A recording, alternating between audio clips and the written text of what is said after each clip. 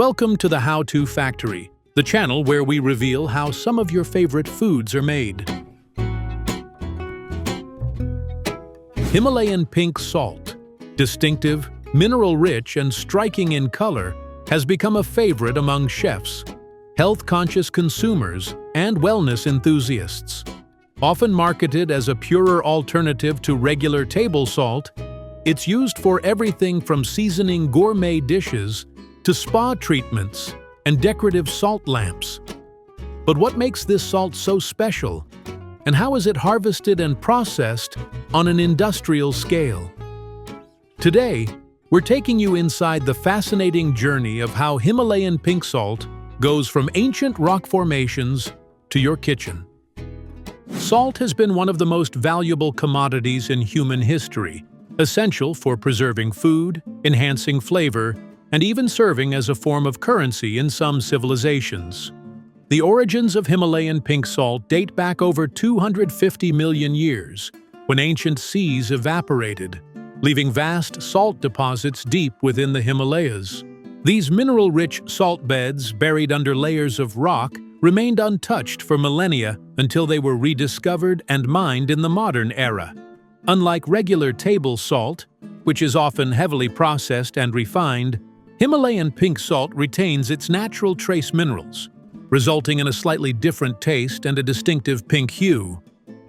By the way, if you love learning how your favorite foods are made, consider subscribing to our channel.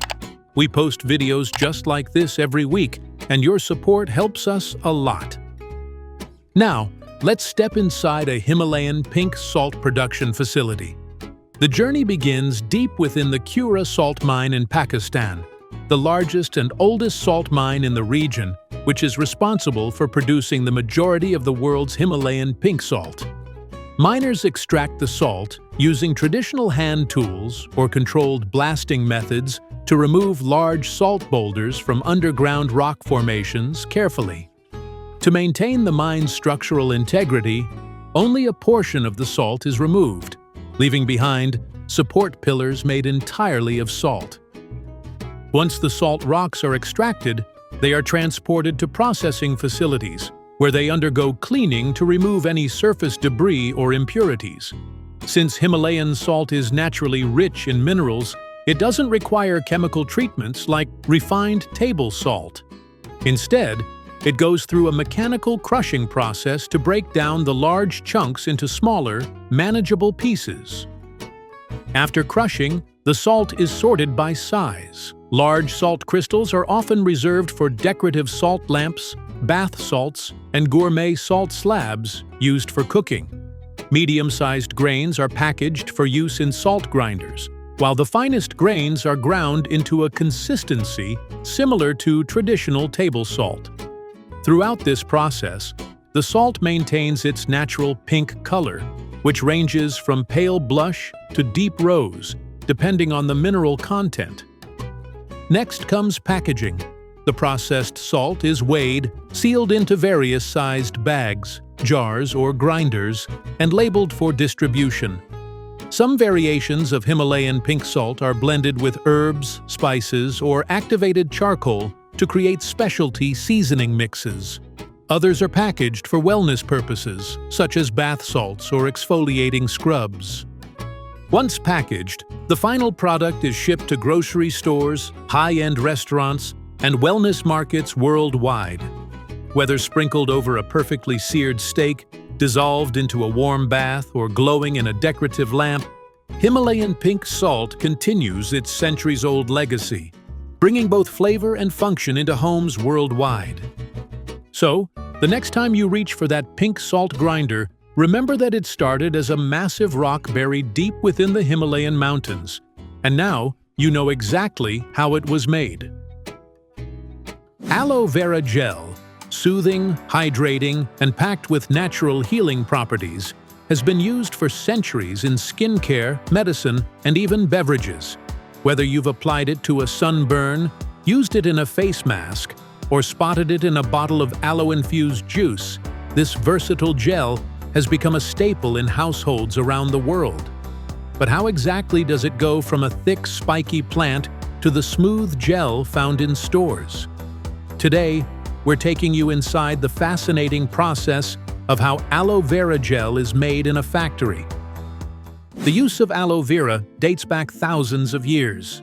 The ancient Egyptians referred to it as the plant of immortality, utilizing it in beauty rituals and medicinal treatments.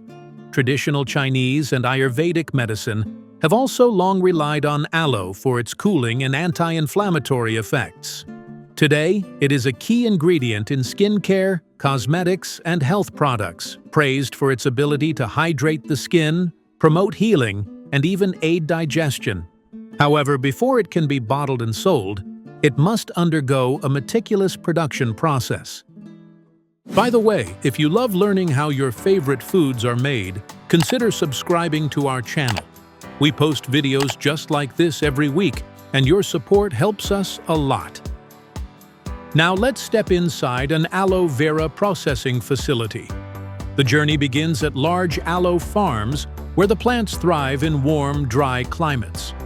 Most commercial aloe vera is cultivated in regions such as Mexico, the Dominican Republic, and parts of Africa. The plants take approximately 3 to 4 years to mature before they are ready for harvest. When the time comes, workers carefully cut the thick, fleshy leaves by hand to prevent damage to the plant. Only the outermost, most mature leaves are taken, allowing the inner ones to continue growing for future harvests. Once harvested, the leaves are transported to the processing facility as quickly as possible to prevent oxidation, which can degrade the quality of the gel. The first step in processing is washing. The leaves are thoroughly cleaned to remove dirt, bacteria, and any pesticide residue. Then, they're placed onto a conveyor system, where they are trimmed to remove the spiky edges. Next comes extraction. The aloe leaves are cut open, and the clear inner gel is carefully separated from the tough green rind. This is a delicate process because the outer layer contains a yellowish substance called aloin, which has a bitter taste and a strong laxative effect. If not properly removed, it can cause unwanted side effects in aloe-based products. Once the pure gel is collected, it undergoes filtration to remove any remaining bits of leaf or fiber. At this stage, some manufacturers use cold processing techniques to retain the gel's natural nutrients, while others heat pasteurize it to extend shelf life. Some variations include the addition of stabilizers, such as citric acid or vitamin C, to prevent spoilage, ensuring that the aloe gel stays fresh for a longer period. The next step is homogenization, where the gel is blended into a smooth, even consistency. This is especially important for skincare and cosmetic products, where texture plays a significant role. Some aloe vera gels are infused with additional ingredients like essential oils, hyaluronic acid, or herbal extracts, depending on their intended use. Now it's time for packaging. The gel is funneled into bottles, tubes, or pump dispensers and sealed for distribution. Before it leaves the factory, each batch undergoes strict quality testing to ensure purity, consistency, and safety.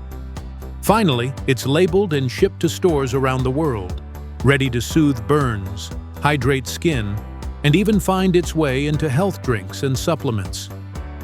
So, the next time you apply aloe vera gel to your skin or sip on an aloe-infused drink, you'll know exactly how this ancient healing plant is transformed into the product you use. Today, we're slicing into a household staple that has been a lunchtime favorite for generations: lunch meat. Whether stacked high on a sandwich, folded into a wrap, or diced into a salad, lunch meat is a convenient and versatile food. But how is it made, and where did it all begin? Lunch meat, also known as deli meat or cold cuts, has a history that dates back centuries. The idea of preserving meat goes back to ancient times, when people used salt, smoking, and drying to keep meat from spoiling. Over time, as food preservation techniques evolved, cured and cooked meats became more popular. In the late 19th and early 20th centuries, refrigeration and meat processing advancements allowed for mass production. making sliced meats more accessible to the general public. Today, lunch meat is a staple in grocery stores worldwide, available in countless varieties, from turkey and ham to salami and bologna. By the way, if you love learning how everyday foods are made, consider subscribing to the channel. We post videos like this every week, and your support helps us. The process of making lunch meat starts with selecting high-quality cuts of meat, such as chicken, turkey, beef, or pork. These meats arrive at the factory in large refrigerated shipments to ensure freshness. Before anything else, quality control teams inspect the meat to ensure it meets safety and quality standards. Any meat that doesn't pass inspection is immediately discarded or repurposed for other uses. Once the meat is approved, it moves on to the preparation stage.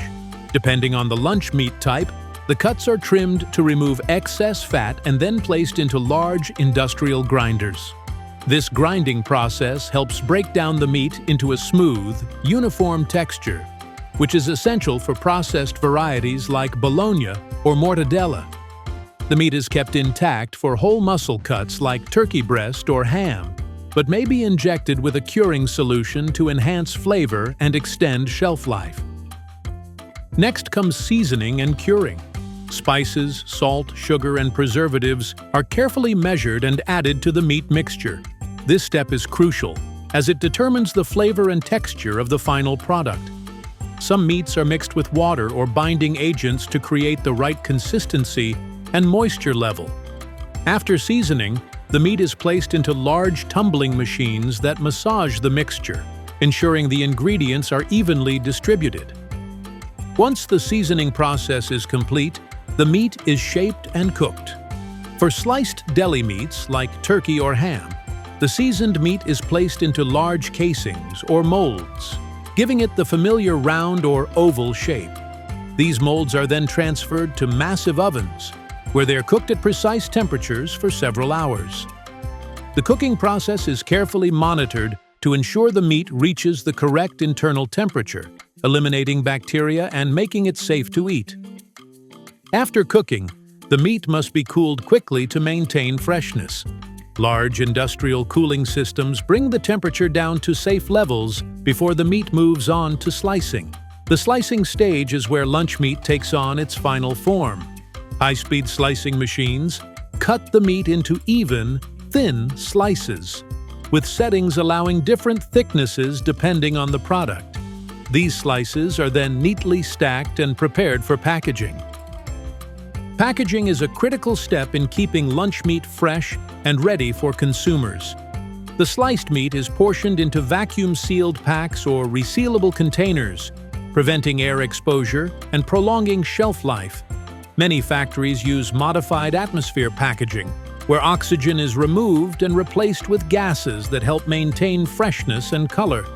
From here, the packaged lunch meat is labeled with important information, including ingredients, nutritional facts, and expiration dates.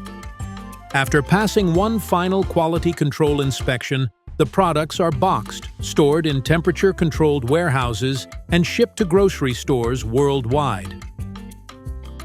And just like that, lunch meat is ready to be enjoyed. It's a quick and easy protein source that fits into various meals. Whether it's a classic ham and cheese sandwich, a turkey club, or a charcuterie board filled with cured meats, lunch meat remains a go-to option for busy households.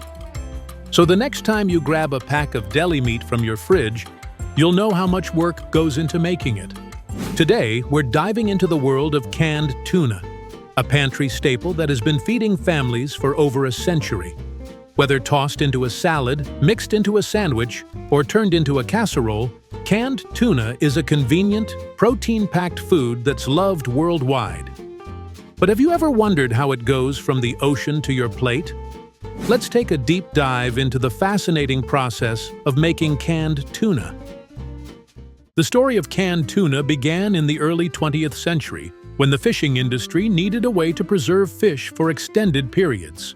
Before canning, fresh tuna was difficult to transport and store, limiting its availability. Inspired by the success of canned sardines, food processors experimented with different methods to preserve tuna. By the 1920s, the canned tuna industry was booming, with major fisheries in the United States and Japan leading the way. Millions of tuna cans are produced daily, supplying households, restaurants, and food manufacturers worldwide. By the way, if you love learning how everyday foods are made, consider subscribing to the channel. We post videos like this every week, and your support helps us. The journey of canned tuna starts in the open ocean, where large fishing vessels equipped with advanced sonar technology search for schools of tuna. The most commonly used species for canning include skipjack, albacore, and yellowfin. Once located, the tuna are caught using methods such as purse seining or long-line fishing, ensuring efficiency while following sustainability guidelines to protect marine life. Once the fish are brought on board, they are immediately chilled or flash frozen to preserve freshness. After arriving at the processing facility, the tuna are inspected to ensure they meet strict quality and safety standards. Any fish that doesn't meet the necessary size or freshness requirements is removed from production. The selected tuna are washed thoroughly before moving to the next stage, pre-cooking. Unlike many other canned foods, tuna is cooked before it is placed in cans. The whole fish is loaded onto massive racks and sent into industrial steam ovens, where they are cooked at high temperatures for several hours. This step removes excess moisture and oils while enhancing the tuna's natural flavors. After cooking, the fish are left to cool before heading to the cleaning process. Workers or automated machines carefully remove the skin, bones, and any unwanted parts of the tuna at this stage. The remaining meat is then flaked or cut into larger chunks, depending on the type of canned tuna being produced. The meat is broken down into smaller pieces for chunk-like tuna, while solid white tuna consists of firmer, larger cuts. Next comes the canning process. The prepared tuna meat is portioned into sterilized cans with extreme precision, ensuring each can meets the required weight. At this stage, different types of liquid are added to enhance flavor and texture. Some cans are filled with water, while others contain vegetable oil or brine, depending on the variety. Once the liquid is added, the cans are sealed with airtight lids, ensuring the tuna stays fresh for extended periods. Now it's time for one of the most crucial steps, retort sterilization. The sealed cans are placed into giant pressure cookers, known as retorts, where they are heated to extremely high temperatures. This process eliminates any bacteria and ensures the tuna remains safe to eat for months or even years. Retort sterilization is what makes canned tuna shelf-stable, allowing it to be stored at room temperature without spoiling. After cooling down, the cans go through labeling and packaging. Automated machines apply labels with essential details, such as the brand, ingredients, nutritional information, and expiration date. Each can is checked for defects before being packed into cases and ready for distribution. From here, the canned tuna is shipped to grocery stores, restaurants, and food suppliers across the globe. And just like that, tuna has gone from the ocean to your pantry, ready to be enjoyed in countless recipes. Whether you're making a quick tuna salad, a hearty pasta dish, or a classic tuna melt, this versatile ingredient has been a kitchen staple for generations. If you found this deep dive into canned tuna fascinating, hit that like button and subscribe to the How To Factory for more behind-the-scenes looks at your favorite foods. What's your favorite way to enjoy canned tuna? Let us know in the comments below. Until next time, keep discovering how the world's most popular products come to life. See you in the next video. Welcome to our channel, the How To Factory, where we take you behind the scenes to see how everyday products are made. Let us dive into the world of soy sauce, that magical ingredient that adds umami to everything from sushi to stir-fries.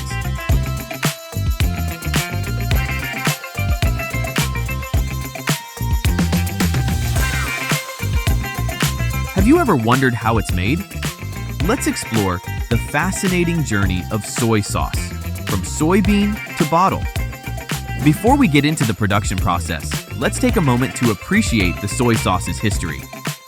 Originating in ancient China over 2,500 years ago, soy sauce is one of the world's oldest condiments. It spread to Japan and Korea, where each culture developed unique variations.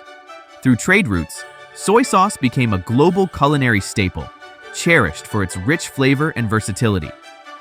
The journey begins with the humble soybean, often sourced from regions like the US, Brazil, and China, known for their high-quality crops. Factories ensure only the best soybeans are used to maintain flavor and consistency. Combined with wheat, which adds a sweet, nutty flavor, these ingredients form the foundation of soy sauce. By the way, I post videos on how food is made every week. If that sounds like your kind of thing, please consider subscribing. It really helps a lot. Once the soybeans arrive at the factory, they are cleaned to remove dirt and debris, then steamed until soft. Meanwhile, the wheat is roasted and crushed. Together, these ingredients create the base for soy sauce. Next, a special mold called koji is introduced to the soybean and wheat mixture. This step is crucial, as the koji enzymes break down proteins into amino acids, including glutamate, which is responsible for the soy sauce's umami flavor. The mixture is left to cultivate in a warm, controlled environment for several days.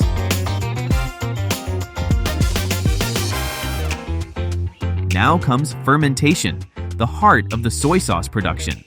The koji mixture is combined with a saltwater brine, creating a mash called moromi. This mixture is aged in large tanks for several months or even years. During this time, natural bacteria and enzymes work together to transform the moromi. Proteins turn into amino acids, starches become sugars, and the blend develops its rich, complex flavor and aroma. Traditional methods use wooden barrels, while modern factories rely on stainless steel tanks with temperature controls.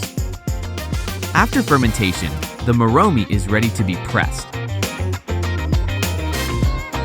The mixture is placed in cloth-lined presses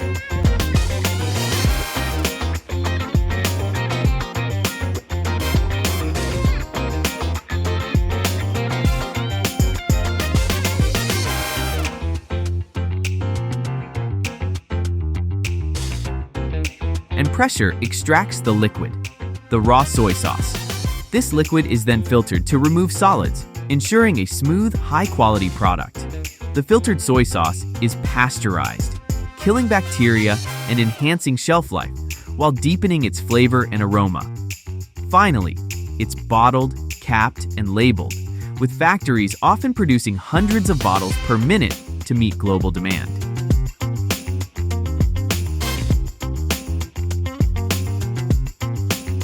Soy sauce is a culinary chameleon. It's used for dipping sushi, marinating meats, stir-frying vegetables, and even enhancing salad dressings and barbecue sauces. Its versatility has made it an essential ingredient in kitchens worldwide. And there you have it, the journey of soy sauce from soybeans to your table. It's a process rooted in tradition, yet enhanced by modern technology. The next time you drizzle soy sauce on your food, you'll know the craftsmanship behind every drop. Let us dive into the meticulous world of sushi. From a humble grain of rice to artfully rolled delicacies, sushi's journey is a marvel of precision and care. Let's take a fascinating look at how sushi is made in factories around the globe. Sushi's origins date back to ancient Southeast Asia, where fermented fish and rice were preserved together. This practice evolved in Japan into the sushi we know today.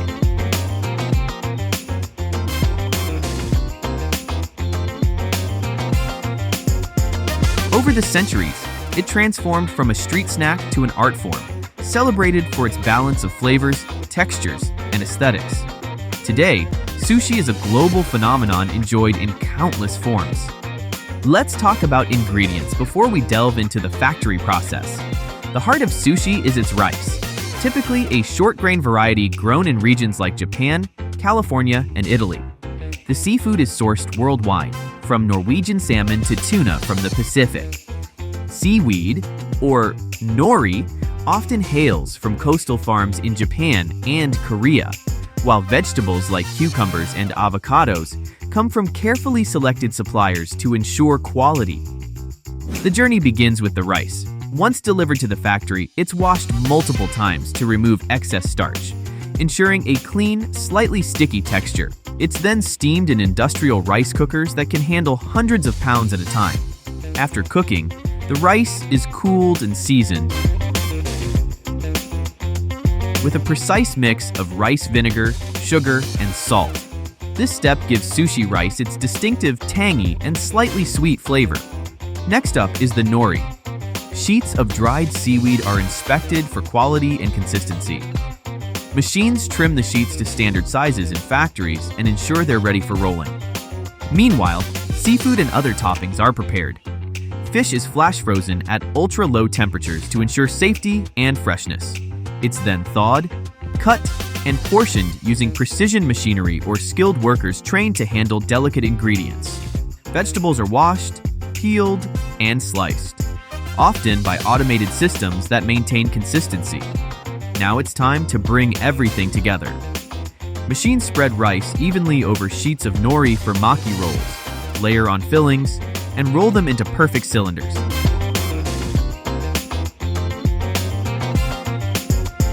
These rolls are then sliced into uniform pieces, using ultrasonic cutters that ensure clean edges without crushing the roll.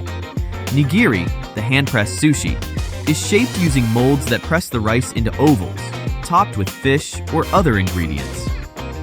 Once assembled, sushi is carefully arranged in trays designed to keep each piece intact during transport. Some factories even include soy sauce, wasabi, and ginger compartments to complete the sushi experience. Packages are sealed and labeled with detailed information about the ingredients and expiration dates. Quality control is a critical part of the process. Every batch is checked for taste, texture, and appearance. Factories adhere to strict food safety standards, ensuring the sushi you enjoy is delicious and safe. Sushi is more than a meal, it's an experience. From quick supermarket rolls to gourmet platters, it's enjoyed by people worldwide for lunch, dinner, or even as a snack. It's versatile too. Vegan sushi, fusion rolls, and even sushi burritos showcase how the dish continues to evolve. And there you have it, the sushi journey from factory to your plate. A blend of tradition, innovation, and craftsmanship makes sushi such a beloved global favorite. The next time you pick up a roll, you'll know the incredible process behind every bite. Thank you for watching. Don't forget to like, subscribe, and comment below. What should we explore next? Let us know, and we'll see you in the next video.